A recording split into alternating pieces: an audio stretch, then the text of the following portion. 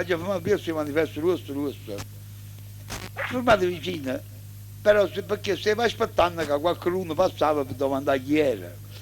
Chi si è passato vicino a me e diceva che hai imparato a leggere. Dicevo, perché? Visto che aspettando che passava qualcuno per domandare chi è morto. E chi la coppa a mano. Dice, è morto cazzo, scusate la parola. No, Don Peppe. Mi scusate, signor poeta, Allora adesso come manifesto era bello rosso. Oggi ti va vedere una bella guarda allora.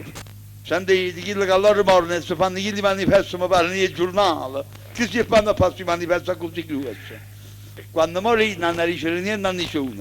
Pronto? Sì.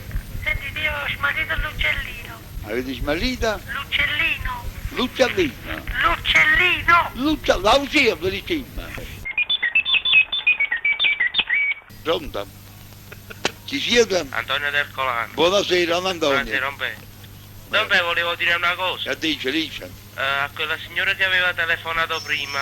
Chiamato lo signore. No, a quella signora che aveva perso il canarino. Ah, sì. Io sono il Colano, no? È stata avvistata stamattina che stava volando da un palazzo all'altro. Stiamo volando? Ah, giocare. Ma ne trovate mi dico scimattella. Ornuta. Ma che pianto di merda. Io mi scaccio trovando mi si coscia la moglie vostra, così non mi merda. A me, io non l'ho messo l'uccello, a me non poteva essere, tu fate caso. Pronto? Radio a Giolla, da Napoli a Patula.